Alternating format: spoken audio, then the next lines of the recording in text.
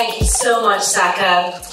Good afternoon, everyone. My name is Amrita, and I just want to say a really massive thank you to the art community, to Crypto Oasis, and of course to TODA and Gulf Business for really this event today. And for me, this event and this tech talk is an example of one of the first steps that people are going to be taking to actually understand that journey into Web3. So, what is Web3? I mean, if we were here to really talk about all the definitions of Web3, we would be here for a long time because it means so many different things to so many different people and to so many different industries. But at a very, very high level, Web3 is all about the next evolution from Web 2. And now that's not just within the website space, but it's also how it's going to fundamentally change society, how we know it. It's going to change the way we see art, the way we see banking, and the way we even see governments and infrastructure. And the important thing is, let's take you on that journey to understand how we're going to take, you know, a mass adoption. Now, if you think about the definition of mass adoption, it's when a group of people do something habitually. And the question is how are we going to take this new tech and make it habitual to a mass group of people? And I'm going to take you on that journey, but of course it's from an artist's perspective. And what I've done over the last couple of years to help people make this transition and understand this world just a little bit better. So, for those of you who don't know me, my name is Amrita, and I'm the first NFT artist in Dubai in the UAE. And I, you know, my background is mixed. I'm born and brought up in Kenya. I'm of Indian origin. I'm British, I'm married to a Swiss, and I've actually been very lucky to call the UAE my home since 2007. And I've been granted the prestigious Golden Visa for actually, you know, my contribution to this space. I also created my own art genre called soundbites. And at a very quick point, all it is me saying a word and capturing the shape and structure of a sound wave, and then drawing each of those lines to match the meaning of the word. So this is my own journey. I went from being fringe. So I was a banker turned artist. And I wasn't originally always into NFTs. I was an artist first. For those of you who've walked in today, you might have seen some murals on, you know, in the souk. My name is actually here. I've painted 3 murals when you walk in, and also from the, you know, the parking lot. And those were all the days when I didn't know what NFTs were. And so you'll see those artworks and they've got QR codes, but they're not linked to NFTs. They're just linked to trying to tell the story. So then I discovered NFTs and I said, well, this is amazing. And I went from understanding, like, you know, when you're in the fringe of something, and it's a bit like I felt like when I found other people who started to understand what I was talking about. It felt like before rock and roll became famous, we were meeting in weird coffee shops in Dubai and having shisha, and I was inviting people to my home and we were discussing about what does this new technology mean and how is this going to impact people, because we felt that there was something there. And then so that's where the frontier bit comes, and I feel we're very much in this space. And I would, you know, the people who are looking to understand, who are looking to break the boundaries, you guys are those people, the ones who are sitting here today. This is very frontier stuff already. And now the question is how do we take it to the familiar? I myself have become obviously familiar, and I went breaking those boundaries from the frontier. I understand it, but guess what? I mean, this is such new tech. There's so many different things, and I'm learning every day. Every time I go to an art event hosted by Crypto Oasis, every Friday, I'm sitting there listening to people's projects, you know, listening to the passion that people have in how they're developing new tech. So, you know, the journey isn't even over, but we need to bring people on the journey that has already begun. So how do we do that? And as an artist, I can only do it with the tools of my trade. Now, if we look back at the history of art, and it's always been, artists have been the ones who have captured the signs of those times. It's captured what is the story at the time, and they used, sculptures, art, theatre, play, and music to actually get people to come and experience it, to show them that this was going to be the next way that we're going to see things. They changed the minds of people by putting new images into those minds of those people and allowing them to experience it. And so the way I thought is that because I was here for a while, I kept telling people about NFTs. I kept telling people this is going to change the way artists interact. This is going to change the way we're going to create art. But I got tired of telling people, so I thought I'm just going to show people instead. And I'm going to tell the story. And I was very, very lucky that, that March 2021, there was a massive push notification to the whole world. And that push notification came from a Web 2 company, Christie's at the time. It's a Web 2 auction house. And they sold an artwork for $69 million. And that got into the main media. And that was the crypto or the Web3 or the blockchain space saying, guys, we're here, the world, now pay attention. And so my whole art concept is based on flipping around the concept of a picture is worth 1,000 words. My whole concept of sound bites is a word is worth 1,000 pictures. And so because everybody kept coming to me and saying, okay, now we're listening, what is an NFT? But they were saying it more like incredulously, like, what the NFT? I actually decided to take that word and actually make an artwork of it in my style to tell the story and capture the sign of that times. So we can bring people who don't understand about it into this space through art, through imagery. And so what this art shows behind me is it says what the NFT, for example, within the sound wave. But actually, if you look at the images, it's everything reflecting, things like I wanted to show the new images, the new characters, whether it's CryptoPunks, CryptoKitties, Rare Pepes, introducing Sophia the AI robot, introducing the 69 million, people who sold his work, who was then bought by an avatar called Metakovan, who later on revealed himself to be of Indian origin. And I think this is also what the Web3 space, and this is where the journey, I think, is actually extremely interesting, that we're moving into a journey where it's a little bit more of a meritocratic system. It's fundamentally going to change the way we reorganize our global community. That people who do have different colored skin, brown people, people from all around the world, will also be known to be seen as being the future millionaires. That people, as long as they've got internet in their hands, they're able to also access and be part of a new movement. That also from a female perspective, that you can then be integrated into this new language, that you don't need to be left alone, left behind, and that you become part of a new fabric of society.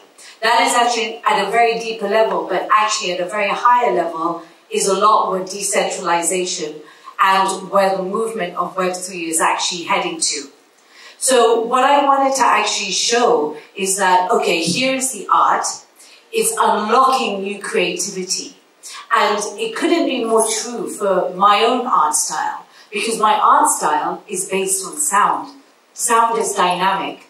When you have a 2D flat art experience like you have behind me, I have to still tell the story. I still have to be here and explain what it is and why I put words like chill and huddle and asking, why is it just a JPEG? But what I wanted to do is I took it from 2D animation and then I took it into 3D animation, because people, if they want to come along with the journey, you need to take them into another world. You need to show them that NFTs are unlocking a creativity that we haven't seen before. So this artwork then, I wanted to take people actually off the page into the artwork, experiencing, flowing through it like sound, to the point where you have a new experience. And I'm just, instead of telling you, I'm actually just going to show you. So Alan, can you play the 3D animation, and we're going to now jump into this artwork. The NFT.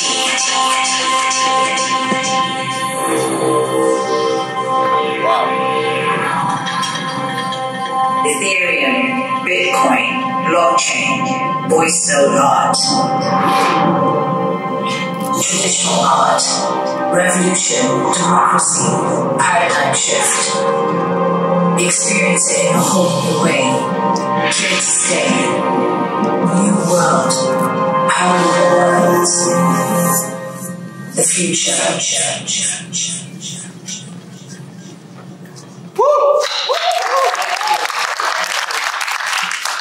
And so this is a piece that I created, as I said, in March 2021. And the first time I showcased it was actually here in TODA almost a year and a half ago, when they just actually opened.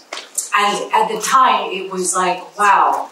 And I hopefully also still think just learning or trying to show people that what NFTs have actually done for the creator is to be able to express themselves in a different way. But you're also being able to experience art as well in a very different way. And this is one step in the journey to being able to explain things to people in a new way. Alan, if you can move back to the presentation, please.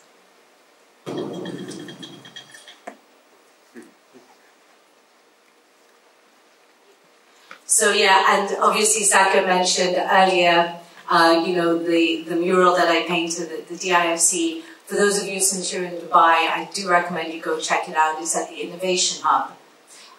But here, again, you know, as any big brand would tell you, the importance of storytelling. And when you have stories, you have new characters, and those characters create new narratives. And I'm a big believer in the fact that if you want to change the story, or you want to tell people a new narrative, you've got to tell a new story. And with this, with having Future NFT Dubai, it's taking that one step there. You know, introducing figures like MetaMask Man, or a man in a VR head glasses, or Bitcoin, Ethereum, words like DeFi. You know, these are things that, even though people, you know, may not understand it at first, they'll see it, they'll start to familiarize it with themselves, and then when the whole community, or when other people are actually adding to this information, then they start to familiarize themselves a bit more with it. If you actually, you know, this is actually, then I started to, after my 3D animation, about a year ago, I decided to then say, well, I still don't feel the connection. I mean, I can't bring everybody to the Theatre for Digital Art to see this 3D animation.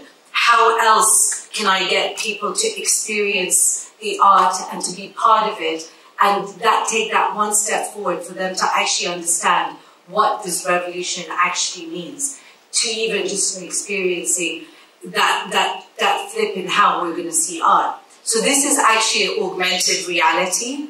If you scan that QR code, I don't know if you probably will be able to do it if you're sitting at the back, so I'll just show you what it looks like, because that actually activates the augmented reality, and actually if you wanted to see it, you can go to the wall and try it.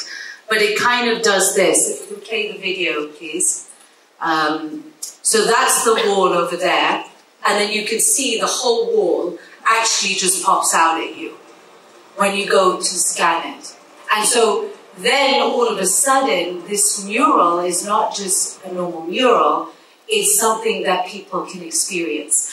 And then it's showing again that additional dimensionality. So that's, you know, we're talking art, we've talked experience, and now really for me is, I think, one of the most actually important part of really, you know, this journey to getting this large group of people to really make it habitual is education. Education, education, and education. There is just, I do my part. I have these little videos that I make, which I call bite-sized tutorials. But it's definitely not enough. I mean, people have different forms of tech that they use. Everybody comes from different backgrounds and experiences, different tech levels, different ways of which they manage tech, whether you're an Apple user, this user, and their interaction with it is a very, it's a very complex concept. And so, you're taking already new tech that's still being developed, that is very complex, and you're having to explain it in a way to a large group of people who are quite set in their ways, and they only want to also use what they need to use, if that makes sense, because they've got so much information overload. The first thing that I think really needs to kind of be changed in this space, and I know we've all been there, is the tech terminology. And so, NFT, I mean, seriously, non-fungible token, like what is that, right? And I remember when I first started, I never for 1 minute thought that NFT would be a word. Like when I was doing presentations before, to anyone who had actually listened to me, I was calling it digital art, right? And so, so this is where the problem is you've got these very strong terms like NFTs, DeFi, dApps. All of this is actually just even that is becoming a bit of a scary point to people for them to enter into this market. And I think that, there's such amazing technology, but the issue again here is that people are talking a lot about the features of what that tech can do. So it's a wallet, you can buy cryptocurrency, digital exchanges, and everyone's just like, whoa, how does all of that work? And it's a matter of just taking those features and actually doing what we've done in the Web 2 space very well and turning them into benefits. Like, what would be the advantage? Web 3 is all about you being able to own your own data so that you're not giving that up to, the Facebooks and the Instagrams of the world or whoever, and that you're not giving it to the custody of other people, is you are being able to own your own data. This concept of digital ownership, being able to have wallets, that is all you need to explain to people what would be their benefits. With art, being able to have different art experiences, being able to trade your art differently, not being able to have to lug your art from one part of the world to the other, that easiness of trading. So there's all these other things that people have to be taught in a way to take them from that journey. Now, tech is a very interesting thing. Can I ask a question? Who in the audience actually has a wallet? Okay, so there's a lot of people already in this room that actually has a wallet already, right? And so, but we know, those who do know that, who have had a wallet, you still had to go on that journey to actually understand what it means to have a wallet, open it, the difference of, opening an exchange, then transferring money, then buying an NFT, or whatever the case is, whatever you've been using. Now, a lot of big brands come to me at the moment, and they say, well, we want to sell NFTs, or we want to do an NFT project or an NFT campaign, but we can't teach thousands of people how to open a wallet. And so I do believe on the journey to actually mass adoption in this space is that we need a little bit of a bridge. And that bridge, when we bridge it, will actually have to compromise a little bit of security and, tech, pure tech, to actually that over convenience. So, I mean, even if we think about it, our mobile phones that we have, we've all gone on a journey over the last 20 years with mobile phones, right? For those who can remember, you just used to have your sort of little Nokias, and then it moved to Blackberries and then iPhones, and each time the tech is getting better. If we had just gone and given the best tech to the market, and trust me, the mass market has always 10 steps behind what's actually the tech that is being developed or has been developed. And so you've got to serve it up in ways that people are able to use it and are able to actually interact with it in a more familiar way. So things like having things like, introducing this concept for me of Web 2.5, right? Where you have, instead of saying, okay, well, at the beginning, people have username and password. They know how to log in on that. To get them to open a wallet completely by themselves is a step too far. Maybe we need to have a bridge in that moment where we'll say, okay, you have a username and password. That will open up a custody account. And that custody account, yes, it's not going to be pure tech. It's not probably the most secure, but it depends obviously who's the custodian and all of that. But at the same time, it gets people getting out of the frontier and into the familiar. Just knowing what it means to have a wallet, to go in and have and look at it and understand that concept of digital ownership. It's always a very weird thing in this space because actually people have made the shift with money, but they haven't been able to make the shift with anything else. And so I predict that we'll be operating in this Web 2.5 space for a little bit, but as people become more familiar with it, they themselves will seek out and say, actually, now that I know how to integrate it, my user journey is working for me, then now this is the time where I can start to actually seek and get educated on opening my own wallet. So, okay, so now we've got a wallet, we're understanding things, everybody's moving, people are getting educated. Now what about the payment system, right? And so whether, then that adds an extra complication. And again, this is going to still be this hybrid world between the Web 2 space and this really purely decentralized world where you've got cryptocurrency and assets and being able to go between them. I see we've got Alger in the room, he's talking about Oxy, he's bringing new payment systems, being able to integrate the Web 3 world into the Web 2 space. And these are some of the projects that people in the space are working on to actually help people from the Web 2 space integrate into this new world. And we're going to keep seeing more and more of it. The user journey is obviously something which I've just been talking about. That's super important because that user journey is what's going to change the way people interact. Now, whatever people say about regulation is actually nothing more than in the art world, right? So, people come and I'm like, okay, this is it, unlocking creativity. And people are great, they get that, they're getting it. Like, they're enjoying the experiences, they're enjoying the augmented reality, they're enjoying seeing new characters and new stories being told. But they just cannot get their mind around, why can I not hold this physically? Why can I not hold it, touch it, and feel it? And I think this is where it will take time. We made that shift with money, where you've got the difference from the mind of you wanted to hold cash between seeing the money up on the screen.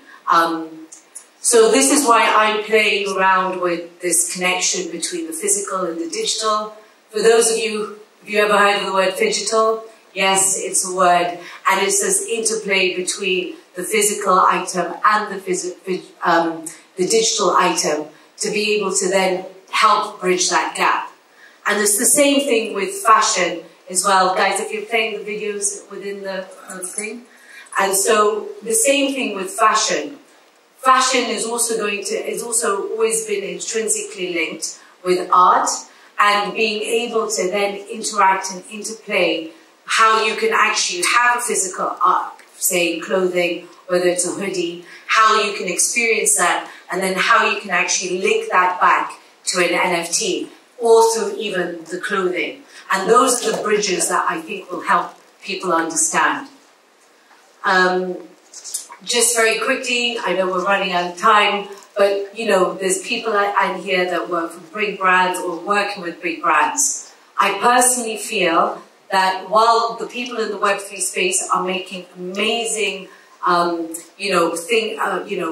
movements forward, it's really going to be some of the power of the big brands who already have thousands of communities who are able to reach many people. If they get it right in the education piece, that's, I think, going to be some of the biggest movers. Have brands been getting it completely right up until now? No, I don't think so. But I think that's also because the people who are launching these campaigns are not well enough versed in Web3. And then secondly, they're not also, doing it probably in the kind of best Web3 kind of way. Building communities, obviously here today we've got Crypto Oasis. These communities are the ones who are going to help educate people going forward. So what's the future? The future, if you're talking to a full, purist Web3, I personally don't think, or it'll take us a very long time to get to that pure, perfect, decentralized world.